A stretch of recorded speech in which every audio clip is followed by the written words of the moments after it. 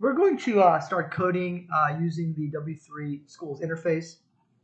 And what we're going to do is we're going to delete this. And what we want to do is kind of set up our environment to code, right? And now we're going to initiate JavaScript.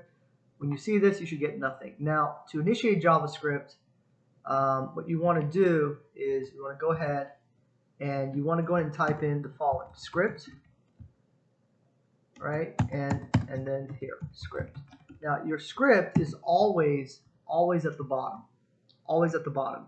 You want your head at the top, body, then your script on the bottom.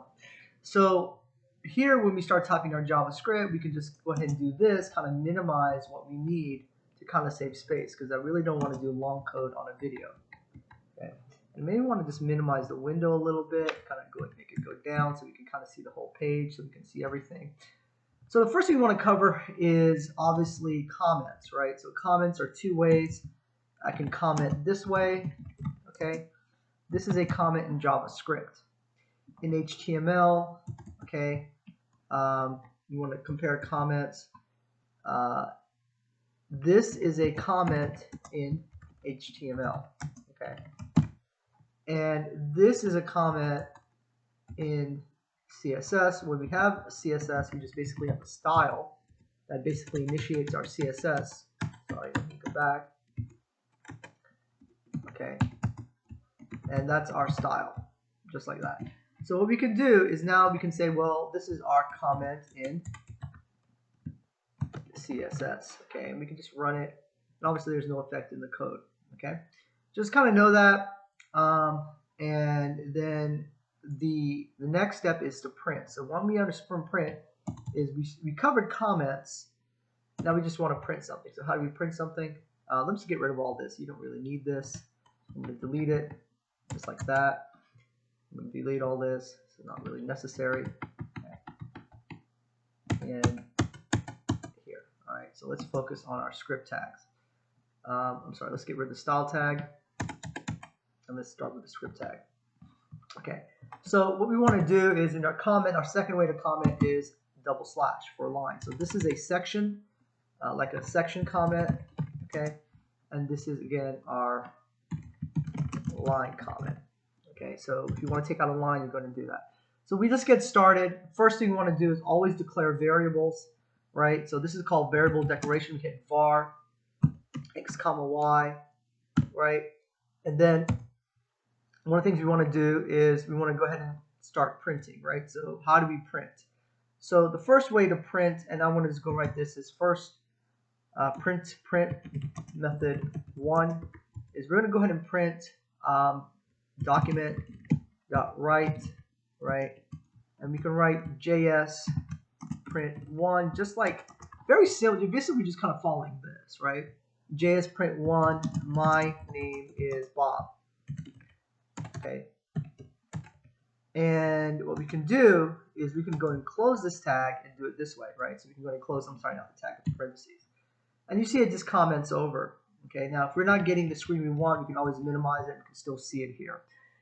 And so from here, let's just kind of move this along this way so we kind of see things a little better now. Okay, so I want you to kind of understand this.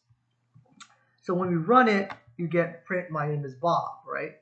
So if we print it again, just like so, I'm going to go ahead and copy the comment, right? I'm going to run it again. Notice it just prints off, so you need a break. So how did praise break? This is really interesting, kind of tell me what one of the students, I can't take credit for this, put a BR tag here. This is one of the new features of JavaScript, which I thought was interesting.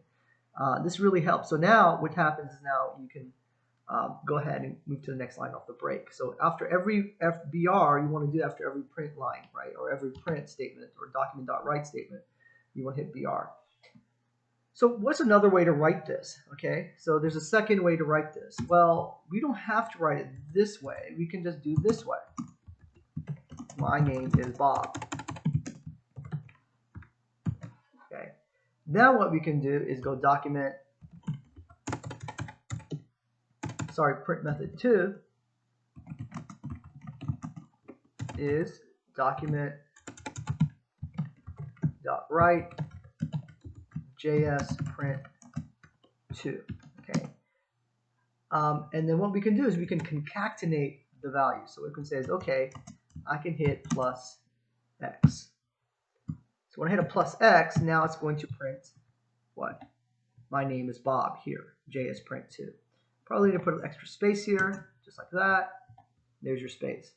But we want the break at the end, right? How do we add the break? We just add a plus BR at the break. And now what we have is my name is Bob.